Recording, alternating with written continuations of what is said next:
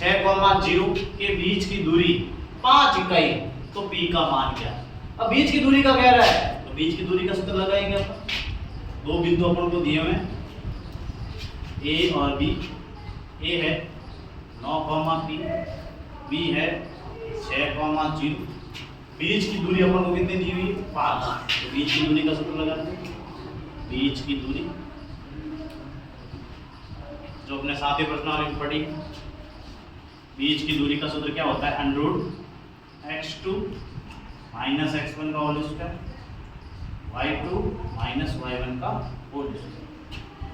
अब बीच की दूरी अपन को 5 दी हुई है, बीच की दूरी की जगह 5 आ जाएगा, बराबर x2 का मान हमारे पास क्या है? x1 क्या है? तो जो पहले होता है पहला बिंदु वो x1 y1 होता है, दूसरा बिंदु होता है वो x2 y2।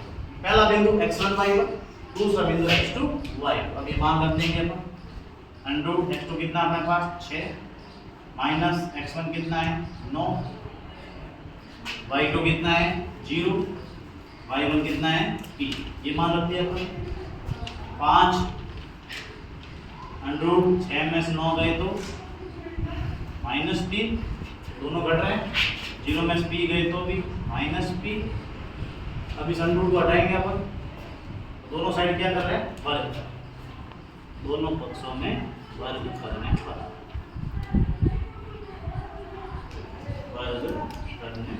वर्ग क्यों कर रहे हैं?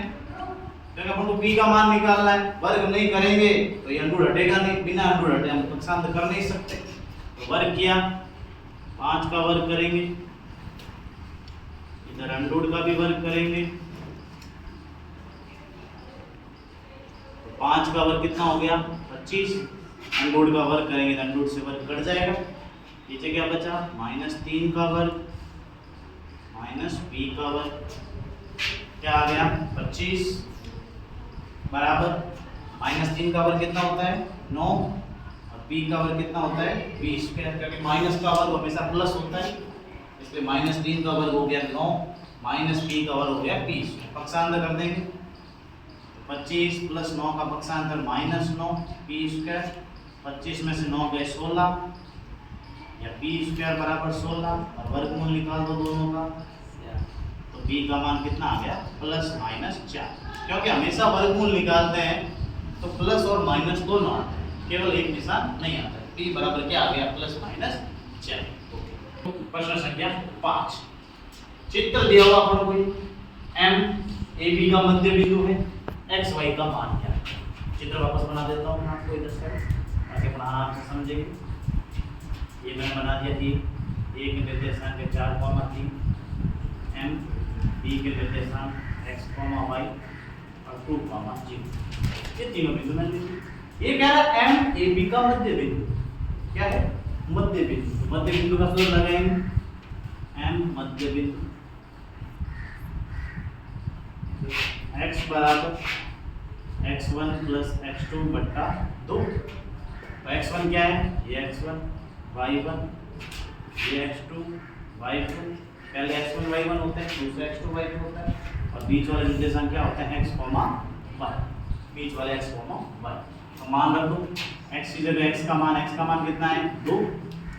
x1 कहाँ आएंगे? आगे पढ़ेंगे। x1 बराबर 4, x2 कहाँ है? x, और 2 के 2 से गुणा कर दो, क्योंकि बीच में जब बराबर होता है, अंशर हो, दोनों अंशर है और बीच में बराबर है, तो क्या करते हैं? वज्र गुणा। 2 का 2 से गुणा कितना हो गया? 4।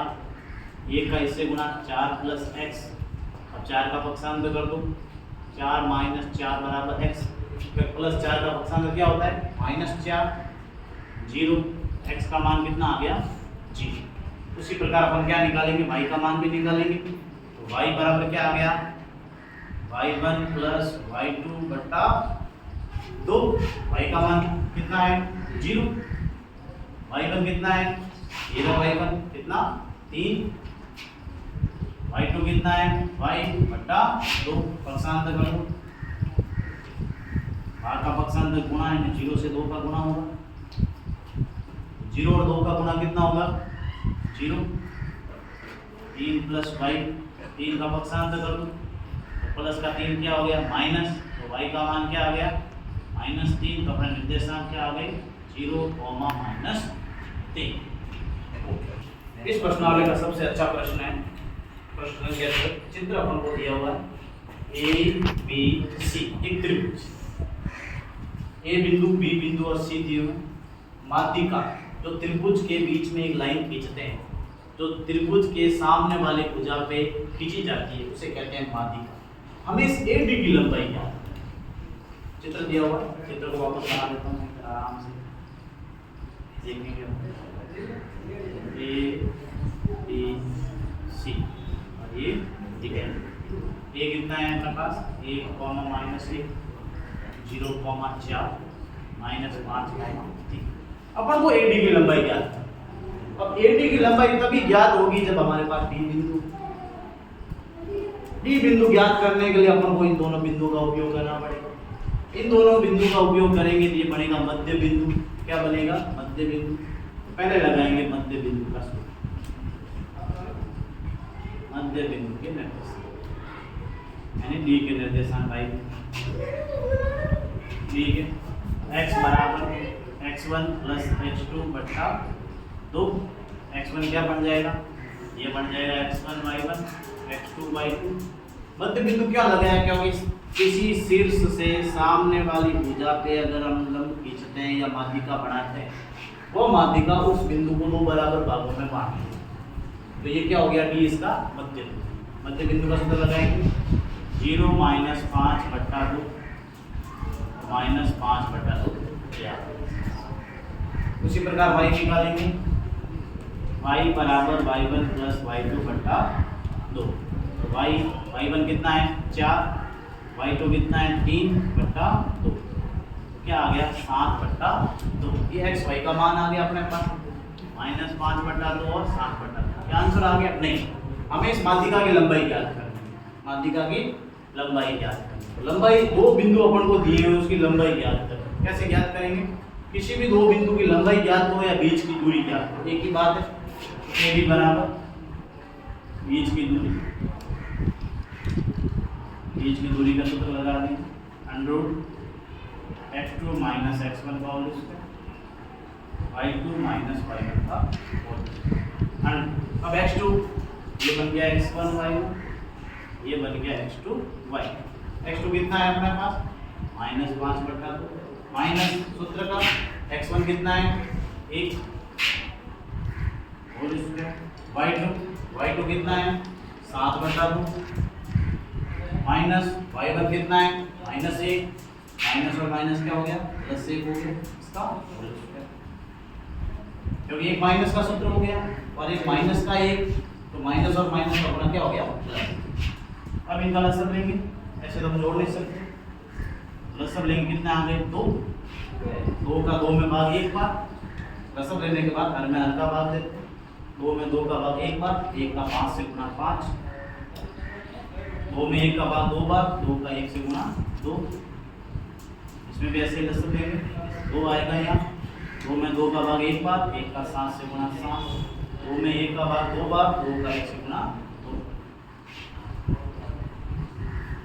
ये दोनों जुड़ेंगे घटेंगे, निशान एक जैसे हैं, जुड़ेंगे कितने हो गए -7 बटा 2 का स्क्वायर, ये भी जुड़ेंगे 9 बटा 2 का स्क्वायर, वर्ग होगा, वर्ग दोनों का होगा, 7 का भी होगा 2 का भी होगा, कितने बन गए 50 बटा 4, ये कितने बन गए 81 बटा 4, जोड़ दो, इनका भी लसब लेंगे, 4 आ गया लसब, दोनों समान है, इसमें भाग देने की जरूरत नहीं, इनको जोड़ दो बस, 49 प्लस 81 कितने हो गए 49 और 81 130 बटा 4, इनका वर्गमूल ले लो, 130 बटा 2 लिख सकते हैं, ये इसका आंसर।